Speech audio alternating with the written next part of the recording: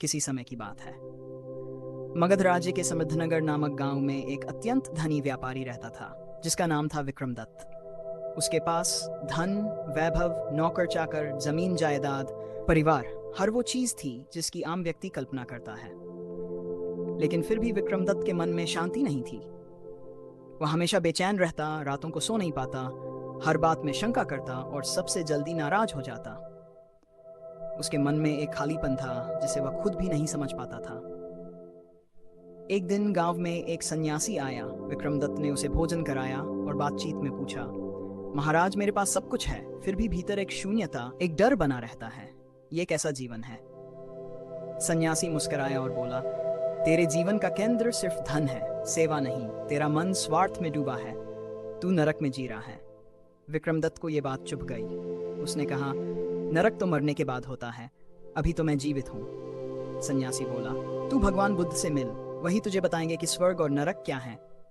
यह सुनकर विक्रमदत्त ने निर्णय लिया कि वह बुद्ध से मिलेगा। उसने अपने सारे काम छोड़े और यात्रा निकल पड़ा।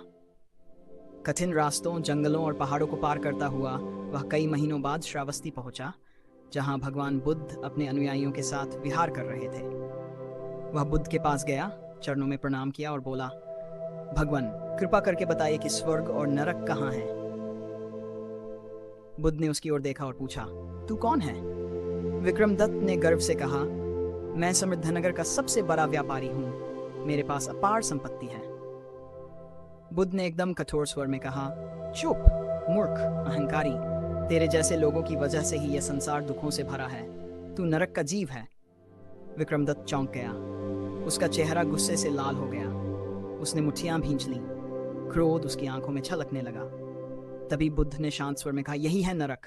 जब तुम्हारे भीतर घृणा, क्रोध और अहंकार जागे, वही क्षण नरक बन जाता है। विक्रमदत्त का गुस्सा उतरने लगा। उसने सिर झुका लिया और कहा, तो स्वर्ग क्या है? बुद्ध बोले, जब कोई तुम्हारा अपमान करे और फिर भी तुम शांत रहो, क्षमा कर सको, सेवा कर सको, तो वही स्वर्ग है।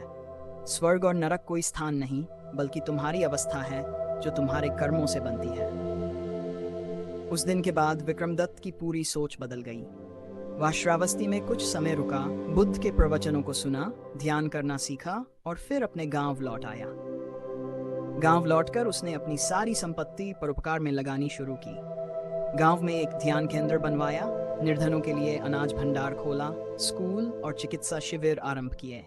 पहले जहां वह सिर्फ पैसे की बात करता था, अब वह लोगों की भलाई में रुचि लेने लगा। उसका मन शांत होने लगा। जो बेचैनी पहले उसे खाती थी, अब वह करुणा में बदल चुकी थी। वर्षों बीत गए। अब वह 78 वर्ष का वृद्ध हो चुका था। एक दिन उसे तेज बुखार आया। वैद्य ने कहा कि अब उसके पास ज्यादा समय नहीं है।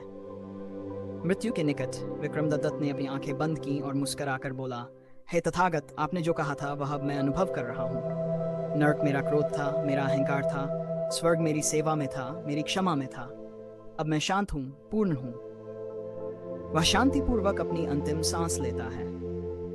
उसके चेहरे पर एक दिव्य शांति और मुस्कान होती है, जैसे कोई अपने सच्चे घर लौट गया हो। उस दिन पूरे गांव ने उसकी अर्थी को कंधा दिया। लोग रो नहीं रहे थे, वे मौन थे, क्योंकि वे जानते थे कि विक्रमदत्त मरकर नहीं गया, वह कुछ सिखा कर गया है।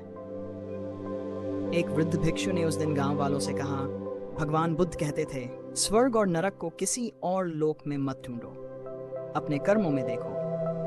जब तुम्हारा हृदय शुद्ध होता है